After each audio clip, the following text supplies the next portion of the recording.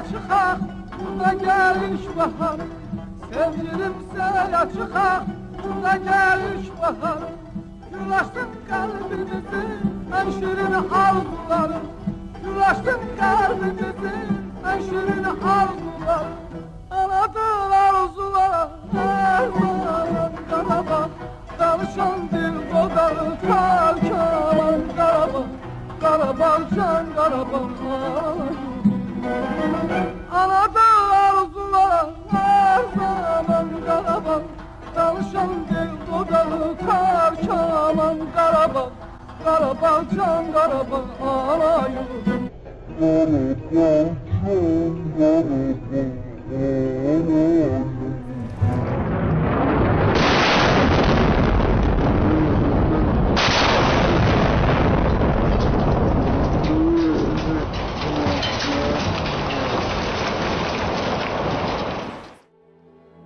There is nothing left.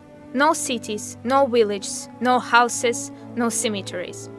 Parks and monuments have been destroyed. Even old graves have been dug up. Everything has been taken down to the bones from the graves. Rivers have dried up. Lakes are overgrown with reeds. Gardens have burned down. Trees have been charred. Bare fields are cut into square pieces intended to shelter military vehicles and are strewn with trenches, where heavy equipment can move unnoticed. Snowy mountains rise in the distance, and nearby only parapet, pillboxes and bunkers.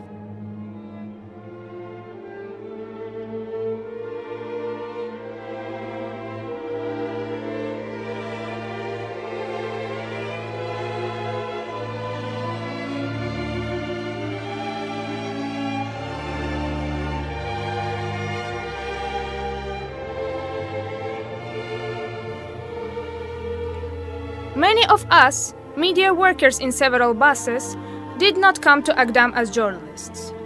They returned to their native land, which was captured and alienated by their neighbors 28 years ago.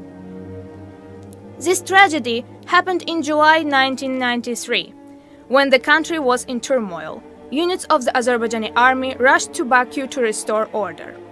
There was a fierce struggle for power, and the Armenian troops took advantage of the situation. I never thought that there are so many Aghdam people in the media. Confused, they are looking around for the houses where they grew up. Some identify them by some signs.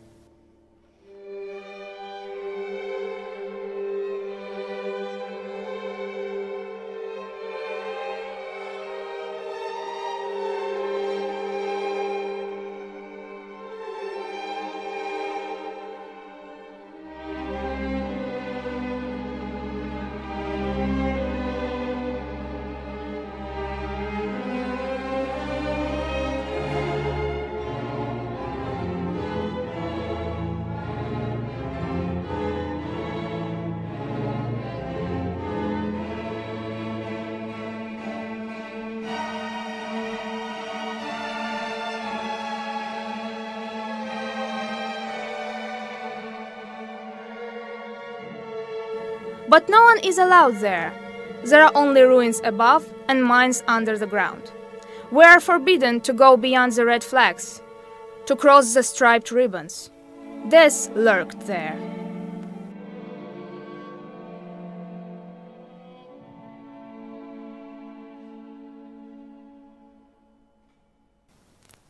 Despite repeated appeals from the Azerbaijani side, Armenia does not provide a map of the minefields, referring to the fact that the trilateral peace statement of the 10th of November said nothing about this, says a representative of the defense minister in a monotonous voice. Apparently, we are not the first to whom he repeats these words. It turns out that the Azerbaijani bomb disposal officers have many years of work ahead of them.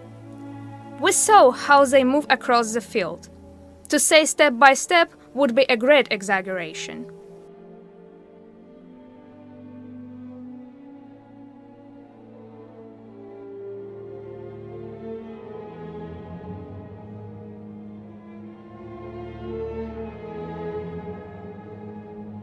I got to talking with one of the soldiers accompanying the convoy and missed the moment of the demonstration explosion of a mine discovered, as it turned out, this morning on the roadside. Taking the explosion for real, I unwittingly ducked. It is not hard to guess what I was thinking. Until today in Karabakh, 22 civilians and almost 3 times as many military men have been blown up by mines. People are in a hurry to return to their native lands, ignoring the calls of the authorities to wait for special permission.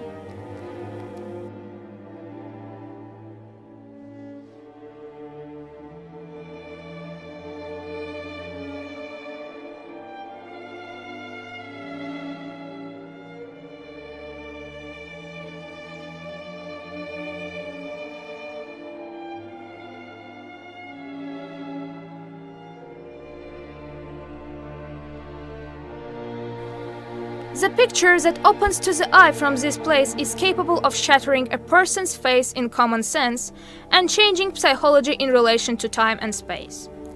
I'm talking about the roof of the Juma Mosque, the only building that has survived in this huge city.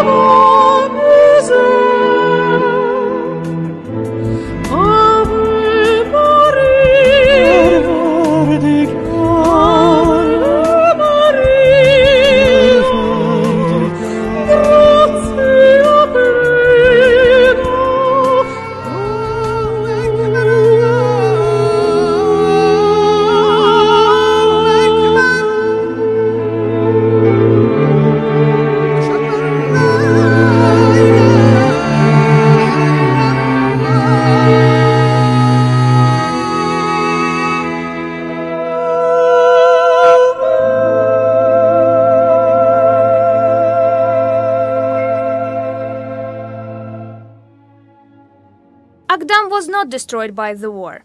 There are video footage showing how the Armenians walked through the streets of the city immediately after its capture. One of the most beautiful settlements in the country, being landscaped by Azerbaijanis for 2.5 centuries, was dismantled by neighbors literally in a quarter of a century into bricks and slabs. What could be taken away, they took away. The rest was destroyed. Even the mausoleums of the founders of the Karabakh Khanate were gutted. The shrines were turned into a barn. What for? To erase all traces of the former owners? Does it really turn out that human hatred is even stronger than time? Is it really capable of changing not only the future but also the past?